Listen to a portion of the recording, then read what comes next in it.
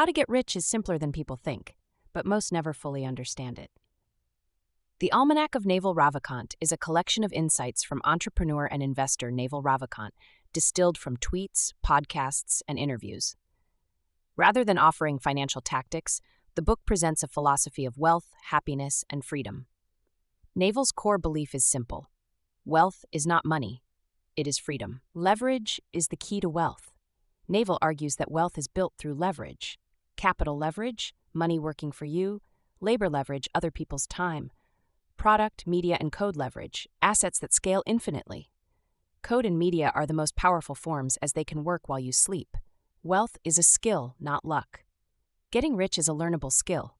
Naval advises: play long-term games, partner with trustworthy people, build systems that compound. Consistency beats one-time wins. Specific knowledge. True value comes from specific knowledge. Skills that are rare, hard to teach, built through genuine curiosity. This knowledge emerges at the intersection of what you love, what you're good at, and what the market values. Money versus happiness. Much of the book focuses on happiness. Naval argues, happiness is peace, not achievement. Desire is often socially programmed. Comparison destroys contentment. Wealth can remove suffering, but happiness comes from understanding the mind. Freedom as the end goal. Naval defines success as freedom. Freedom from unwanted work. Freedom from unwanted relationships. Freedom to control your time. Money is simply a tool to buy that freedom. The Almanack of Naval Ravikant is less a book of answers than a guide to clearer thinking. Next, we'll explore how Naval's principles apply to investing, career building, and modern digital leverage. Welcome to The Explainer. Today, we're diving deep into the playbook of entrepreneur and philosopher Naval Ravikant. Now, we're not just talking about how to get rich here. We're talking about building a totally new way of thinking about wealth, happiness, and, life itself. Society hands us this very clear playbook for success, right? Go to school, get a good job, work really, really hard, and climb that ladder. But what if that whole playbook is just wrong? Naval's big idea is that making money isn't just about luck or grinding out more hours. It's a skill. It's a mindset. And the best part? It's something anyone can learn.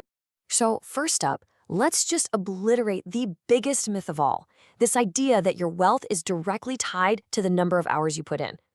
Think about it. If that were true, every single person working 2 jobs to make ends meet would be a millionaire. But that's not how it works, is it? The reality is something completely different. See, the old model, trading your time for money, it's a trap. You work an hour, you get paid for an hour. Your input is always tied to your output. But the real path to wealth is about breaking that link. It's about getting paid not for how hard you work, but for the quality of your judgment and just how far that judgment can reach. So what's the tool that breaks that link? It's leverage. Think of it like a giant lever that multiplies the force of your decisions.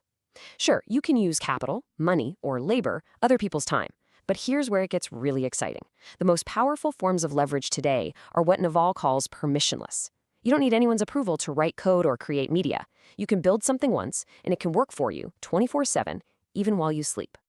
Okay, but leverage is totally useless if you don't have something unique to apply it to. You need to build your unfair advantage, and it starts with what he calls specific knowledge. This isn't textbook stuff. This is the stuff you're obsessively curious about. Then you add accountability. You put your own name on the line, you take risks, and you build trust. And finally, you wrap it all in authenticity. Why? Because in this day and age, nobody can compete with you at being you. It's your superpower. All right, this brings us to the next massive myth we need to bust. The idea that wealth is just a lottery ticket, just pure random chance. Naval totally reframes this. He argues that you don't just get lucky, you can actually engineer your own luck. So check this out. He breaks luck down into 4 levels. First, there's just blind luck, dumb luck, stuff just happens. A step up from that is luck from hustling. You're just out there making noise, stirring the pot, and bumping into opportunities. But then it gets really interesting. Level 3 is luck from preparation. This is where your specific knowledge lets you see an opportunity that looks like nothing to everybody else. And the final boss, level 4, luck that finds you. This is where you've built such a unique character, such a strong personal brand, that opportunities literally come knocking on your door. So we figured out we can create our own luck, and we can apply massive leverage. That's the theory. But what does this actually look like in practice? What's the real, tangible game plan for achieving financial freedom? Well, it starts with this one powerful mental shift. You set an aspirational hourly rate for yourself. And I'm talking a ridiculously high number, like say $5,000 an hour. Now, why would you do that? It's because it forces you to value your time. If your time is worth $5,000 an hour, are you really going to spend an hour fixing your printer? Are you going to sit in a pointless meeting? No way. You outsource it, you delegate it, you just ignore everything that falls below that rate. And this right here, this is the mantra you have to live by. Be incredibly impatient with your actions, but unbelievably patient with the results. Sprint when you're working. Get things done today.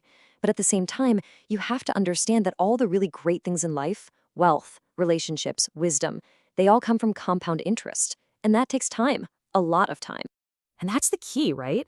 You have to be in it for the long haul, with people who are also in it for the long haul. Short-term thinking, playing games where you're just trying to get one over on somebody, that gets you short-term, pretty lame prizes. All the real wins, the huge returns in business and in life, they all come from the trust and the benefits you build up over decades with people you respect. Okay, so let's fast forward a bit. Imagine you've done it, you learned the principles, you applied the leverage, you played the long game, and you won. The money's in the bank. So, now what? What was all of that really for? Now, let's be really clear about this. Money will solve your money problems. And that is a huge, huge relief. Don't let anyone tell you it's not. But once those problems are gone, you're just left with, well, yourself. And that's when you discover that the internal game, the game of happiness, is a completely different and often much harder challenge. And what you're really left with are these three pillars. The things that no amount of money can ever buy for you. A calm mind, you have to practice. A fit body, you have to put in the work every day. A house full of love, that takes real presence and real effort. It's the ultimate proof that, at the end of the day, life is a single-player game. You're only ever competing against yourself. So all of this entire journey, it brings us to the most important question of all. The one that's really hiding underneath the whole pursuit of wealth. And here it is, the ultimate paradox. The entire journey of building wealth is almost always a search for something else entirely. What you're really chasing is freedom. The freedom to do what you want, when you want, with who you want. You're seeking peace of mind. The money is just a byproduct of that much deeper search for inner contentment. And that's the question I want to leave you with. We are all playing games in life, all the time. The money game, the status game, the career game. Understanding which game you're actually in is the very first step to deciding if it's the one you truly, authentically want to win.